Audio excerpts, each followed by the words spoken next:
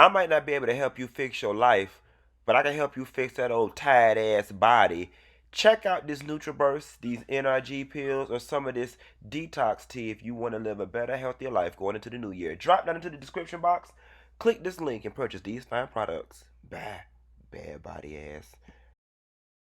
Nestle girl, I hope y'all didn't think I was neglecting y'all with the Salt Lake City girls. So they had tricked us up and doubled up on an episode last week. But we gonna get into this last episode when Jen showed her ass down to the thing. Y'all wanna talk about it? Here it go.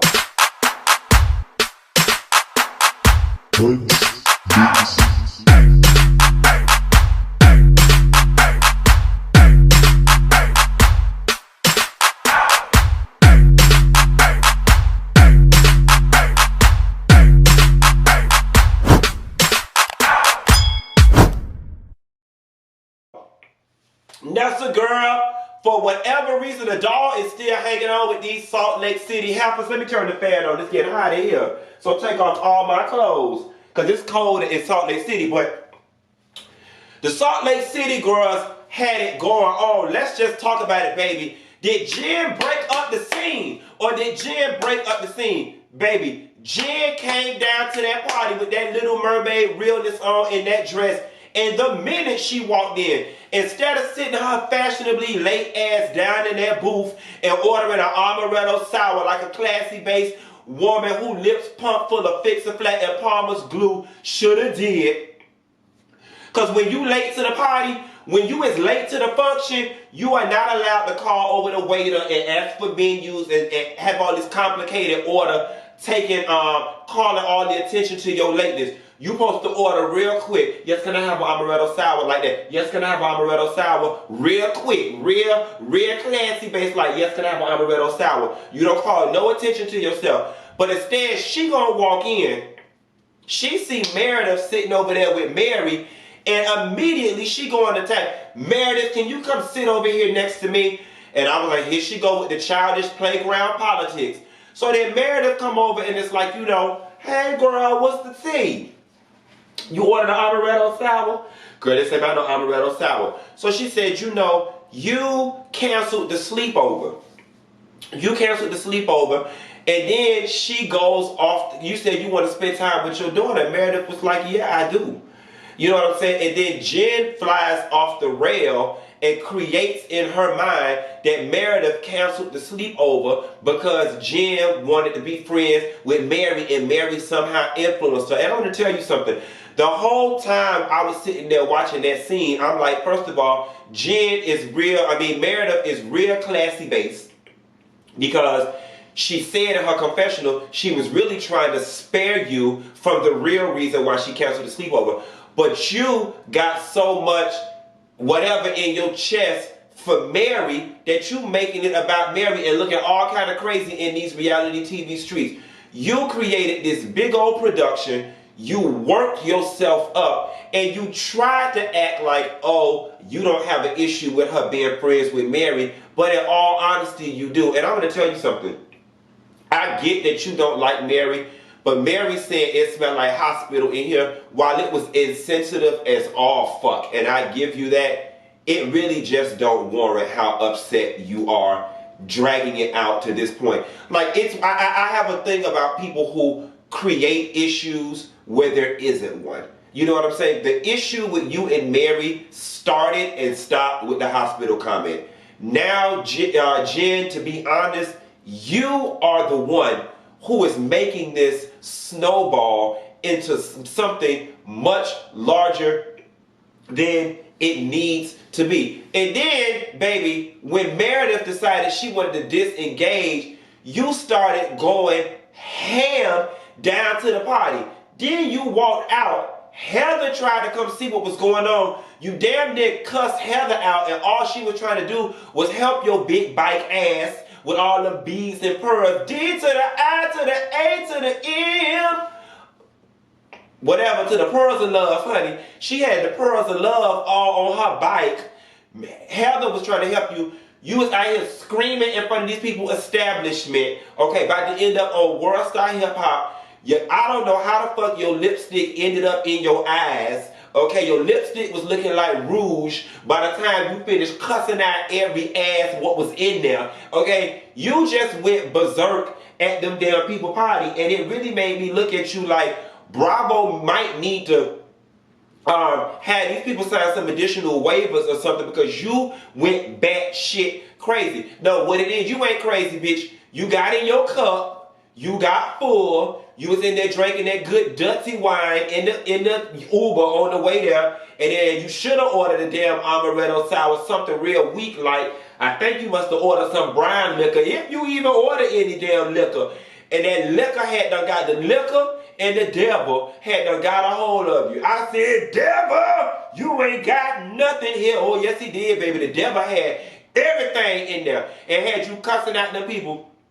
If anybody need to be mad, it need to be Whitney. You didn't even come interact with the other damn ladies. Just straight came in there cussing out every ass what was in there. And that was ridiculous. And then on top of that, then go the shit didn't even have nothing to do about Mary. And then you gonna insult Mary. You talking Mary, the grandfather fucker? It was just all kind of wrong. You worked yourself up, and your husband should actually be ashamed of you because you are a reflection of him. He got this high profile job, and you are out cutting up like this. I'm sorry, where I come from, I'm just not used to adults having tantrums. That was a tantrum. That was a tantrum. Meredith tells Lisa that she's separated down to the art gallery and they both start crying. That was a very powerful scene. Bravo people, bravo people. I'm gonna tell y'all what y'all gonna have to do and what y'all can't do moving forward. Y'all can't cast two people that look alike, okay? Because I keep confusing Meredith and Lisa. Now, one of y'all dropped that in the comments and helped me with something. Lisa for liquor, Meredith for marriage. Now I got it, all right? But still, when they both be in a scene or when one of them goes to somebody's house, I literally don't know which one it is until I sit there and get into the plot a little more. But that was a very deep and powerful scene when she shared that she was getting, they were separated. The lady came to Mary's house, and this is a prime example. I don't know which one of them that was, if it was Meredith or Lisa that came to Mary's house. But whichever one of them hoes it was, baby, they had the red Mary furniture and her home decor down to the ground. Let me tell you something. If we thought Giselle Bryant took the award for most tacky decor and fashions, Mary, Grandfather Hunch, and Cosby is the one who got it going on. Now, I'm going to tell you something. While Mary's marriage was arranged, when they showed those pictures of Mary's grandfather and her grandmother back in the day, it looked as if the grandfather was significantly younger than Mary's grandmother. It looked that way. And to be honest with you, in his current state, he seems to be kind of on par with Mary in age. Now, I don't know what the age gap is. I'm sure some of y'all do. Drop it in the comments and let me know. But I will say this. For a situation that was very unconventional and kind of weird as hell to all of us, they look as if they have a marriage that works. And, you know, I don't know if I could lay it low and spread it wide with anything that's been up in my grandma calling her name and touching her on the inside part. But I can support those if it works. They two grown, nasty, brainwashed, cult-like people. But just as long as everybody is over age and nobody is being held against their will or having a hunch incestuously against their will, then, you know, I accept what the hell going on with the situation. Now, Mary's son came down to the thing, I'd have told his ass and turned his ass every which way except loose, buying his girlfriend Prada bags and a dog and all this type of stuff. Where's he getting the money from? Y'all apparently giving it to him. Hell, no, ma'am. But then again, I grew up real broke, like real working class, like, so, I mean, at best, the bitch was getting a $25 gift from Claire's back in my day, bitch. I didn't even have, listen, bitch, quiet as it's kept, I'm 37, and I just got Prada money 2 years ago, okay? So I'm not understanding where the hell he getting Prada and dog money from. But nevertheless, you flaunt it if you got it, girl. Because you know I do. That was Miss Bonita from Comic View. If y'all remember that back in the day with Laura Hayes down at the Blackberry Inn. Flaunt it if you got the girl, because you know I do. Nevertheless, it ain't tricking if you got it. And apparently she got it. And she put that poom kosh on his ass. Because daddy said he don't even give a fuck about that education, baby. He just want to be where she be. And quiet as it's kept, I want to see a picture of her because I know she white. I'ma leave it alone. Heather and Jen at the house. And they eating sushi at the Uber Eats things. And then Jen, I'm going to tell you something. Heather start asking Jen about her meltdown. Jen, I'm here to let you know that you full of shit, okay? Talking about, you lonely and your husband ain't around and basically you dealing with all of that and that's what made you lash out like that. Excuses. Excuses, excuses, excuses. What do the lonely do at Christmas? They fuck their neighbor husband. That's what the lonely do. That's what they do. That's what they do. Okay? When you lonely, because your man is gone, that's more the reason why you play nice with your friend group. So you have somebody to occupy your time. And I'm sorry. And maybe because I grew up real broke, real working class, like real basic, real regular, like. For as much money as y'all got and as much money as you have for entertainment, you lonely by choice. Cause you got rich people problems to the max. God ain't gonna give you everything. He not gonna give you all the chalets, all the houses, all the Range Rovers, all the fashions, all the dollars, and give you all the husband time. It's your husband doing what he got to do in that football that's affording you that life. So I got a question for you. I already know the answer. Would you be willing to give up the overwhelming majority of the wealth and the opulence that you live for more time? Time on your hands or money out your bank account? Since he been away, girl, which one is it? Coin me down, please. Where you going, daddy? I'll see you when you get back. Bitch, he's out the front, I'm in the back. I like the front, he's in the back. His ass will be going out the front and Pablo ass will be coming through the back. Hit me from the front and then the back. Yes, God, honey, on daddy money in the back. Yes, honey, in the back. You got a big back, bitch. That's a whole lot of back out up the front. He in the back. Baby, as soon as I lock that door, baby, them locks will be saying clank, clank. When that one say clank, that back door be saying clank, clank. Clank, clank, clank. Hey, Pablo. Sharif ass will be down to the airport good. He's out the front. I'm getting hit from the back by Pablo. Girl, call me, girl. I help you spend up his money and occupy your time talking about you lonely. Now, I will say, your husband missing your dad's funeral was hard, and I don't understand. And it made me think about something like when you're Dwayne Wade and LeBron James and all of those people. If you have a death in the family, and that funeral falls on a game day, do you just not play, or do they hold up the whole NBA for that one person? And I'm pretty sure they don't hold up the whole thing for one person. The team just goes without that player, or that player just misses a game. And that is a lot of pressure. That's a lot of pressure to put on someone, because I say that to say if her husband could have been there, I'm sure he would have, but I'm sure he just had so much pressure that he couldn't. And it was sad, but I'm going to tell you something, baby. It's the cost. It's the cost.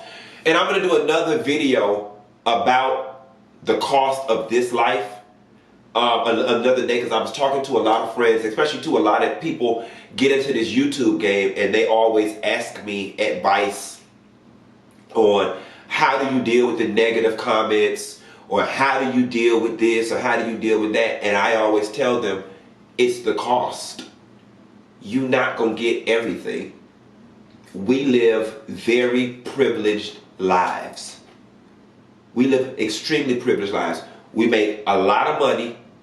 We get up every day with no schedule. We live a life of fucking leisure. You didn't think that was gonna come with a cost? You did not think that was gonna come with a cost. You are rich. You are in the top 1% of Americans. You get to gallivant across the world with not a single financial care or worry in sight. It's the cost. Everything got a cost. When I went down to Florida State University and got my degree in economics, they taught me there's no such thing as a free lunch. That's the economic principle for the economics girls. Shouts out to the economics girls that know about there's no such thing as a free lunch. It's the cost, baby. So you suck it up and you endure it with style and grace because it's the cost.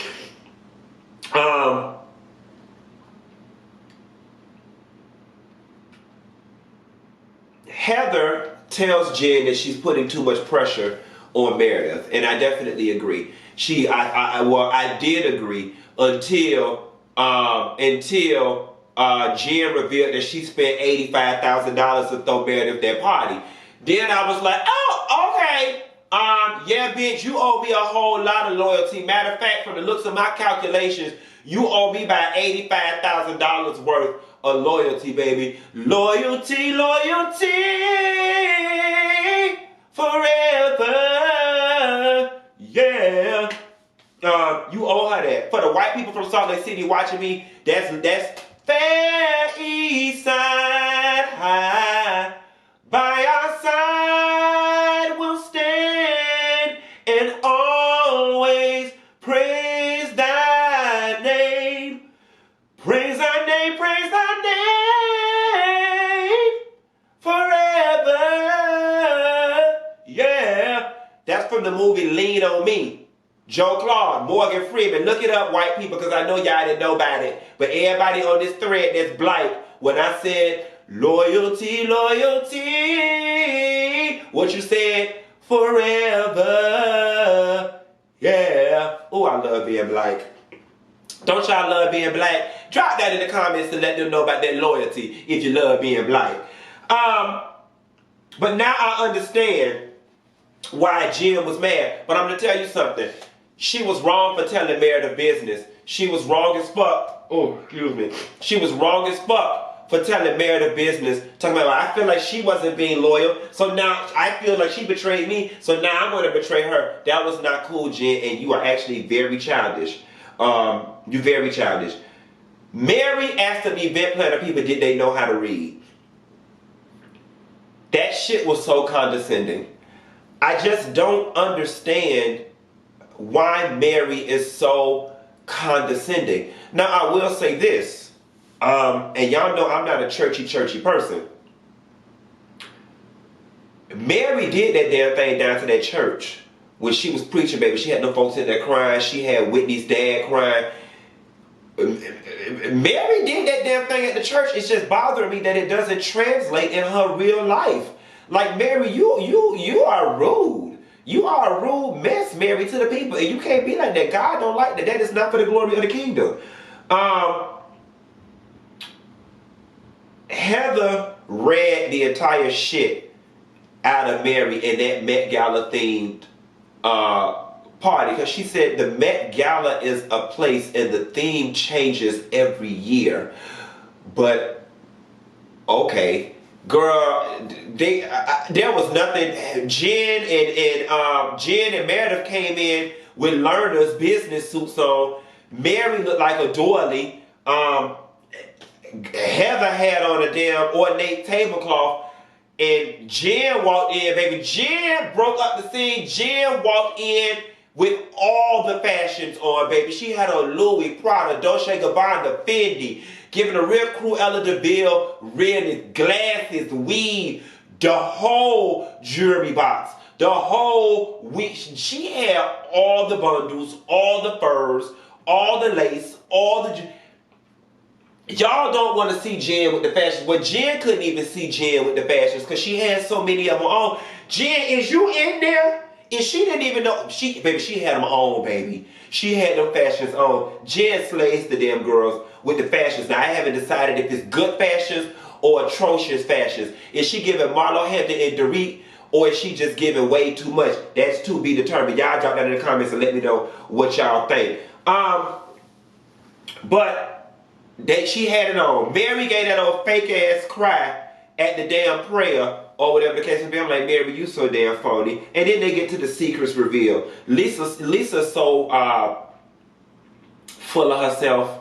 You know, I'm an overachiever and my goals. And my goals like, girl, give us something real to play with. And then Jen, you know, gives her big reveal about the pressures that she faced in the Tongan community being the oldest child. And it helped me understand her more. And she gave Meredith an apology, but didn't give Mary nothing. Passive aggressive as hell. And she really did owe Mary an apology. But then again, now that I think about it, you know what?